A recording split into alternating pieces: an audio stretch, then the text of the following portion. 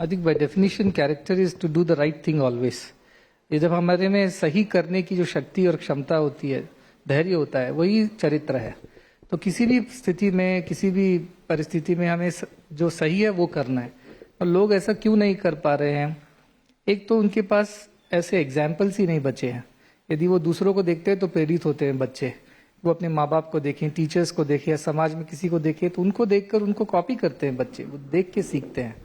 और इसकी वजह से आज ऐसे आइडियल्स को उनके सामने प्रस्तुत करना सबसे बड़ी जरूरत है। वो पेरेंटिंग हो या टीचिंग हो या फिर सोसाइटी हो, नेबरहुड हो, वहां पे ऐसे आइडियल्स होने चाहिए जो चरित्र के लिए माने जाते, जाने जाते हैं।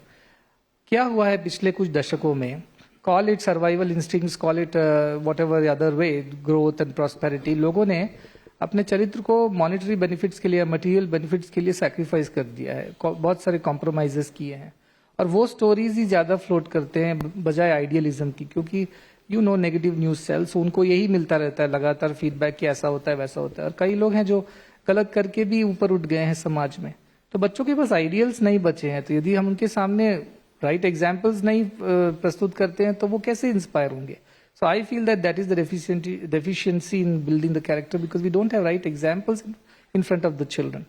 दूसरी चीज, बच्चों में सुसाइडल और ये सब मेंटल हेल्थ इश्यूज क्यों ज्यादा बढ़ गई? क्योंकि वो खुश नहीं है। शादियां क्यों टूट रही है? क्योंकि आदमी, व्यक्ति खुश नहीं है। शादी का दोष नहीं है, वो व्यक्ति के अंदर में खुशी नहीं है। किस चीज की खुशी नहीं है? उसमें संतोष नहीं है, तृप्त नहीं है, कंटेंटमेंट नहीं है। क्योंकि वो भागा चला जा रहा है। क्योंकि वो कुछ बोल रहा है और कुछ कर रहा है, कुछ सोच रहा है, कुछ बोल रहा है और कुछ कर रहा है। तीनों में एक वो क्या बोलते हैं, इंटेग्रिटी नहीं है। मतलब मैं, जैसे कई बच्चे हैं, मैंने देखा है, वो बच्चा डॉक्टर नहीं बनना चाहता था, पर उसके माता पिता ने बोला कि डॉक्टर ही बनोगे, कि हम भी डॉक्टर है, हमारे पुरखे भी डॉक्टर थे, तुम डॉक्टर नहीं बनोगे तो पूरे हमारे खानदान की नाक कट जाएगी। अब वो बच्चा संगीतकार बनना चाहता है या फिर स्पोर्ट्समैन बनना चाहता है, लेकिन they are pushed into these straitjacket ideas of यही होना है। तो वो बिना खुशी के वो दबाव में बढ़ता है, under some pressure, he is not able to express himself. तो क्या होता है, वो बढ़ते बढ़ते एक एंग्री, फ्रस्ट्रेटेड, डिसअपॉइंटेड यूथ बन जाता है। और जब वो ऐसा बन जाता है, उसके अंदर ही संतोष नहीं, खुशी नहीं है, तो वो बाकियों को क्या देगा खुशी? और आज आप जाके देख लीजिए, कितने ही ऐसे लोग हैं हमारे देश में ही नहीं, abroad also have seen mental wellness issues are even more abroad than here. There are ER rooms filled with 5-year-olds trying to harm themselves. We are still better of.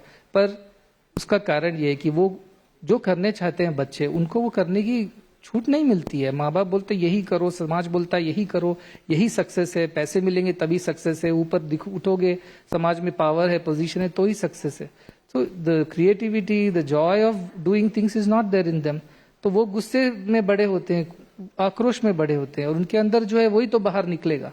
तो जब अंदर ही खुशी नहीं है तो आप बाहर कैसे खुश रह सकते हैं?